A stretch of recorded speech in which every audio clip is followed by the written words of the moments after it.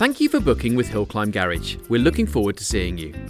Here's a short guide to help you prepare for your visit and make the process as smooth and easy as possible. You will have received a text or email confirming your booking. Please check this information and let us know if there are any changes. Before you arrive, if fitted, please make sure you have your locking wheel nut key inside the car and that it's easily accessible. Please also make sure there is enough fuel in the tank. A quarter of a tank is ideal as we may need to take your car on a road test. On the day of your booking, please arrive from 8 AM, unless you have an agreed time for your appointment. If you're dropping off your car after hours and we're not in, then we have a secure key drop box located around the left side of the building. Simply pop your key in there and we'll look after the rest. If you have arranged a collection and delivery service, then we will call you on the morning of your booking between 8 AM and 9 AM to let you know when we are on our way. If you have booked a courtesy car, then please ensure you bring your driving licence with you.